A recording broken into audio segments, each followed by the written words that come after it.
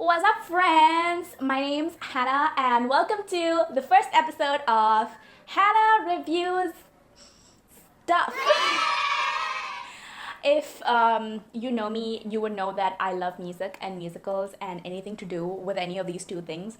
And I also like to be critical about stuff, which, it goes both ways, but I get to write reviews on the internet, so that's fun.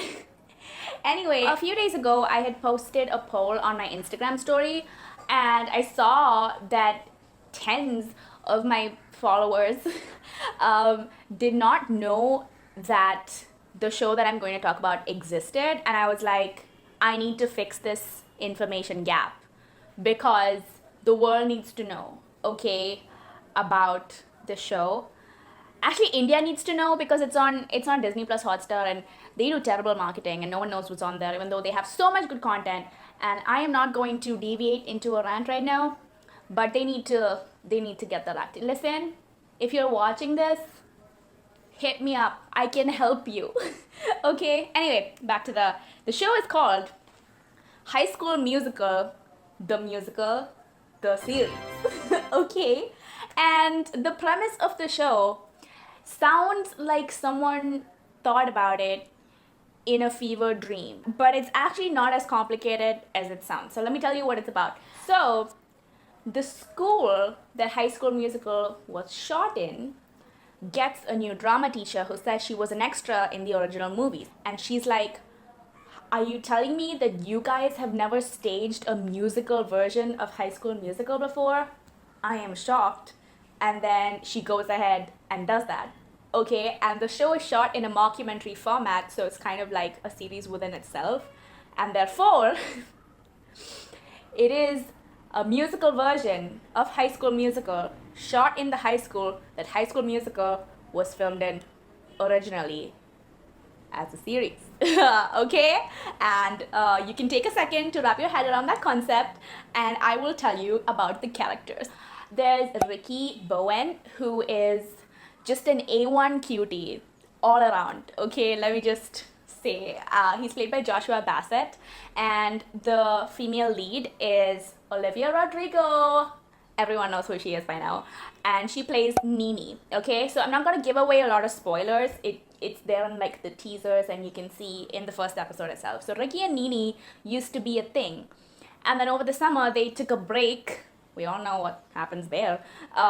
They took a break, and she goes to theater camp, and she comes back with this guy called EJ.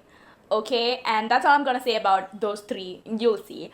And then there's other characters like EJ's cousin Ashlyn, who's played by Julia Lester, and she has a beautiful voice. Okay, she's so underrated, and she deserves more love. You really need to check her out. Then there's Gina, who is a transfer student, and she's here to like cause drama and stuff. And she's played by Sophia Wiley, which, can I say, this is a warning. You might feel extremely untalented while watching the show because here are kids. Okay, Sophia Wiley was 15 when they shot this, and you can see how she's dancing here.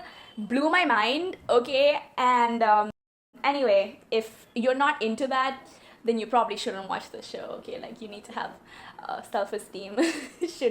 should be pretty solid. Anyway, so there's Gina, and then there's Courtney, who is Nini's best friend, and I think she started off as like, I was kind of annoyed with her character because it seemed like she was going to be the strong, sassy, black best friend type, but she does grow out of it, especially in season 2 so far. It's only been 2 episodes, but they've done a great job with that. So that's Courtney, and then there's one of my favorite characters in season 1 is Carlos, because he has some of the best lines, and you will see what I'm talking about later. And there are other characters. There's Seb, who's just a precious little bunny, and there's like a bunch of minor characters, and a lot of characters get a bit more spotlighted in season 2, but you'll see that. You'll get to it. Okay, so about the show, here's what I think. I think it is aggressively Gen Z. It's like, it's so clear what the target demographic for this show is, and it's not always a bad thing, but sometimes it just feels like the writers just sat, and none of them are obviously from Gen Z. It's so clear, okay?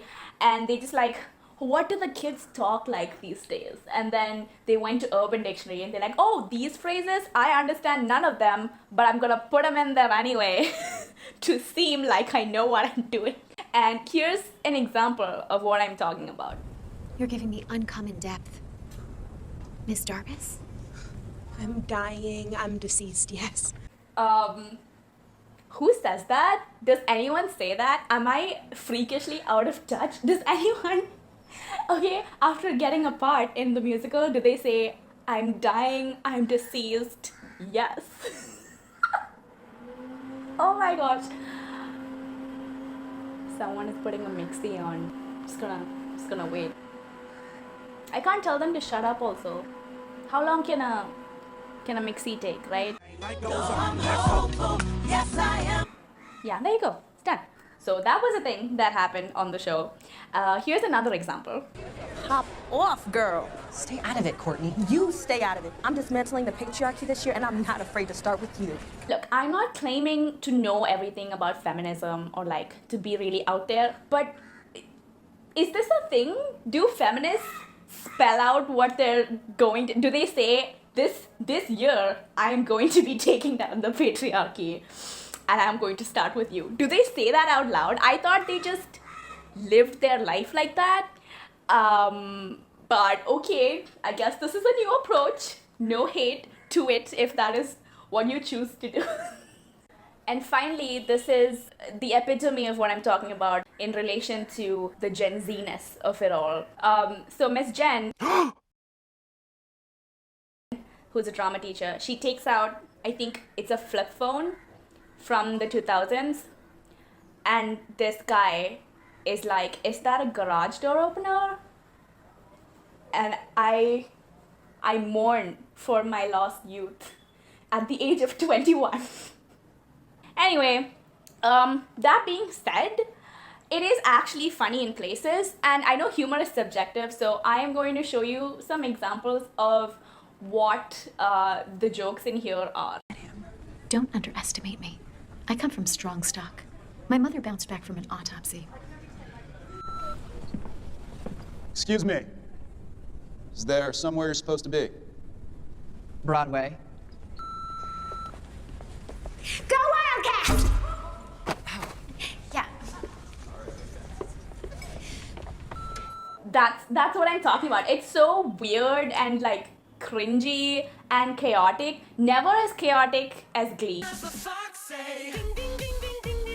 But that is the kind of humor that's in here, and I think it's pretty funny.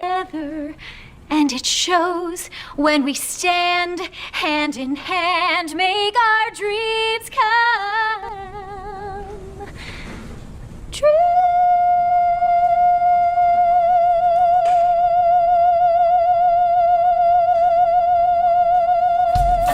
Did I just join a cult? It's a generally light show, but it does also deal with more issues than the original movies did, which I think is not surprising considering, you know, that a lot of years have passed since then. And for 2008 or whenever the first High School Musical was released, I think for that time their message was pretty standard and, you know, about you can be more than one thing, and it was pretty necessary. But I think we've gone past that as a society, and that's great. So this show actually talks about the kids dealing with divorce and having to move cities all the time, and in season 2 they talk about typecasting and, you know, your own impression of what you would be good at and things. And I think those can be really relatable to people watching today. And the cast is also very diverse and I think generally more representative of what a society looks like today in America. And that's great, but that's also to be expected. And I know we should be applauding them, but I don't think they should be given props past a certain point, because it's 2020, it's 2021, and I don't think you should be super applauded for doing something that should have been done anyway. So that's my 2 cents about that. Having said all this, they still don't have an Indian cast member, so this is my official self-nomination. I volunteer as tribute, okay? Please take me. Hi. Please. Okay, moving on. I have to talk about the music, obviously, because it's a musical show. Can I say the soundtrack is amazing? Even if you don't want to watch the show, I would highly recommend you listen to the songs anyway. It's not that they just did remakes of High School Musical songs. They actually have original songs as well. And I think the lyrics in these are more complex than the original ones. And you know, there's this one song called Wondering, which is all about like regrets and like taking your chances when you get them. And I'm just like, yes. You know, I feel like the soundtrack is really great and you should check it out for sure. And finally, this is the show that introduced Olivia Rodrigo to the world. Well, actually, it was another show, but we don't talk about Bizarre Bark in this house. Hi, I'm Dirk's brother, Kirk. Dirk and Kirk? Do you have a sister named Smirk? Who do you work for? So, in conclusion, should you watch the show? Yes, especially if you're a theater nerd or, you know, someone who liked High School Musical when you were growing up. I would say don't expect another High School Musical, okay? I don't think anyone can replace that, especially if you grew up with it. Nothing is going to replace the sentimental value that you have attached to that original trilogy. But here's what I think the show did really great. They didn't try to replace it. You know what I'm saying? And there are so many shows that have been rebooted right now, and literally nobody asked for it. Okay, there's like Winx Club. They did such a sad job with the costumes, by the way. If anyone wants to rant about that, please reach out to me. There was Winx Club, and then I hear that there's a dramatic reboot of The Fresh Prince that's coming out. Nobody asked for that, okay? And you know, I understand that people want to see more representation in iconic shows, but I think this show did a great job with that because they didn't tamper or rewrite the original movies in any way, but the show still has a high school, it has a musical, and it has High School Musical, okay? And I think that it was a very tricky line and they managed to cross it, so props to them. I think what the creators intended to do with this show is to let Gen Z have their version of a musical centered show / movie. And I think in that they've succeeded. And there's this line in this show that says, it's your generation deserves to make a mark on this classic. And they've done exactly that. So at the end of the day, I would give it an 8 out of 10. You should take a chance on it. That's what I would say. So yes, that is all for today. Okay, thanks. Bye. Hi friend, congratulations on making it to the end of this video. Please like, subscribe, etc, etc. You have now reached the ASMR Reflections segment, which is honestly more for me than anyone else, so you can continue surfing YouTube if you want. I filmed this video almost 2 months ago, and now season 2 of the show is ending and the topic has lost all relevance. It took this long for me to put it up because I am extremely hard on myself, and every time I sat down to edit, I could think of a new point I could have said, or somewhere where I could have been funnier, or I'm scared I might offend someone, and you know, I get frustrated every time I hear myself saying okay, which I counted and it was exactly 1,500,000 times. Nevertheless, I put it out there not because I think it'll get views or anything, but because posting at least twice on my YouTube channel was a bucket list thing for 2021. So I'm proud of myself for doing that, and maybe this is your sign to get off your butt and do that thing you've been postponing for ages. Thank you for watching, and you can leave suggestions for things that I can rant about in my DMs or in the comments. I will see you in my next video. Bye!